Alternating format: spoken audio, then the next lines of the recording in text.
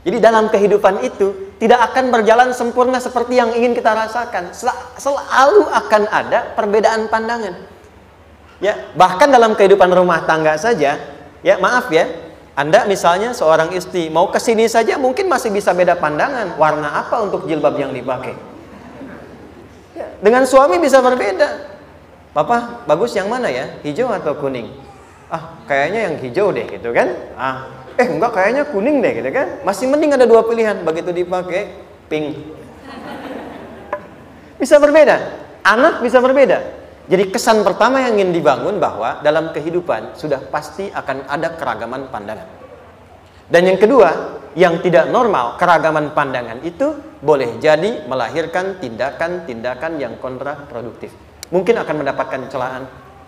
Allah dicela, malaikat dicela, Rasul dicela, Nabi dicela, sahabat dicela, tabi'in dicela, ulama dicela.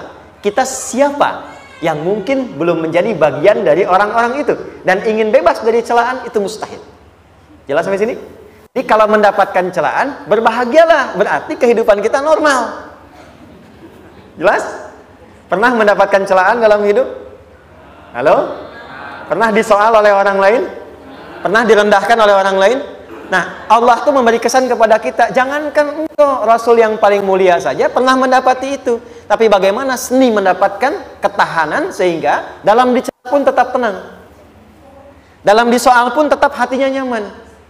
Karena ketenangan itu yang membawa pikiran tenang dan tindakan yang terukur. Dan kadang-kadang ketenangan itu lebih penting bahkan dibandingkan dengan harta yang berlimpah. Seringkali saya berikan perbandingan dari sejak dulu kita belajar kan. Coba pilih mana? Saya yakin masih konsisten. Pilih mana? Kaya tapi gelisah atau miskin tapi tenang? Tidak boleh ada pilihan ketiga, saya tahu itu. Kaya tapi gelisah atau miskin tapi tenang? Pilih mana? Ya, saya tahu kan. Kaya tapi tenang. Oke, di fase ini wahyu belum turun. Nabi sudah ngajar, turun wahyu, turun al-ala, turun beberapa surah. Tiba-tiba ada masa jeda, wahyu belum turun. Sepekan belum turun, sebulan belum turun. Disitulah muncul seakan ada amunisi bagi orang-orang yang tidak senang dengan Nabi, tidak senang dengan ajakan Nabi pada kebaikan. Ini poin yang kedua. Kalau Anda berbuat baik, pasti ada tantangan. Ingat ya, kalau Anda berbuat baik, apapun itu, pasti ada tantangan. Yang menguji konsistensi kebaikan itu apakah serius untuk dilakukan atau tidak. Maka mulai muncul tuduhan. Lihatlah Muhammad dari ditinggalkan sama Tuhannya. Tuh Muhammad udah gila tuh, naik turun bukit, naik turun lagi, kayak orang bengong. Muhammad udah ada beban di pundaknya. Jangankan umatnya, Rasulnya saja yang mengklaim Rasul punya masalah katanya, ya kan?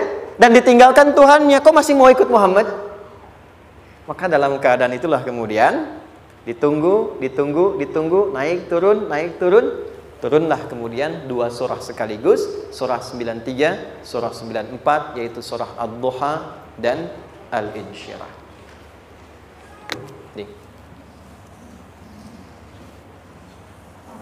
Oke. Ini materinya dahsyat ya. Penting sekali, saking pentingnya ini cepat habis tuh. Sekali lagi. Jazakallah khair. Lebih kelihatan ya. Baik, yuk pelan-pelan.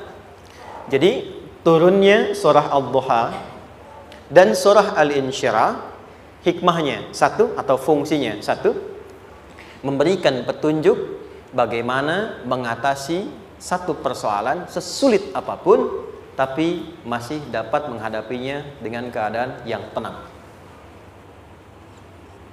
Satu surah ini atau dua surah diturunkan untuk membimbing setiap hamba menuju kepada ketenangan hati.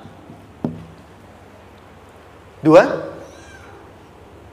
membangun kekuatan mental sehingga dalam situasi apapun dia tetap kuat mengatasi berbagai persoalan kehidupan. Nanti terapannya banyak, di bisnis ada. Nanti saya turunkan contohnya. Kadang-kadang ikut tender, sudah bagus, sudah menang, tapi proyeknya diambil orang. Ada yang begitu?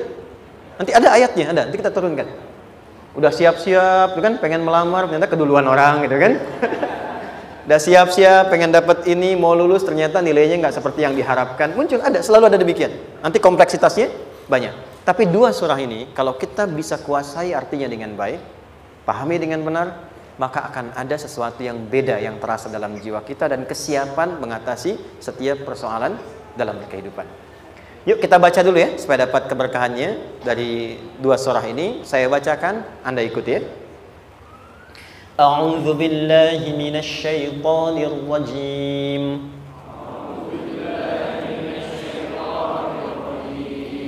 Bismillahirrahmanirrahim.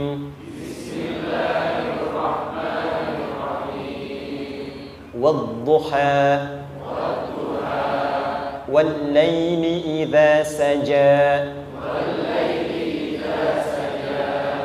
ma wadda'aka rabbuka wa ma qala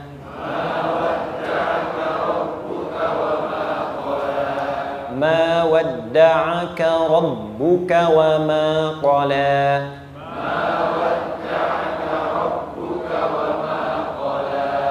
وللآخرة خير لك من الأولى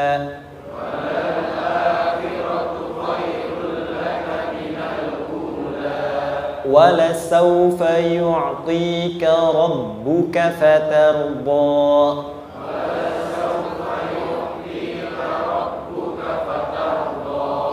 ألم يجدك يتيما فآوى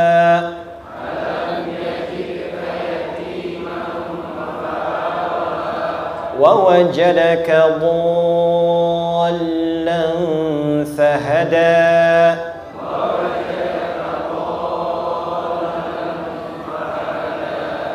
ووجدك عائلا فأغنى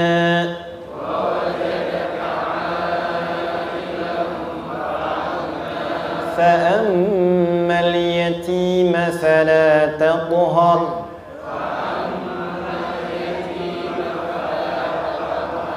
وأما السائل فلا تنهر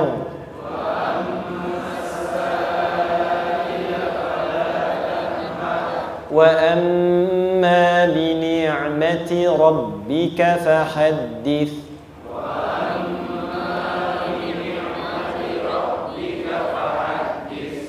Satu surah dulu, alhamdulillah.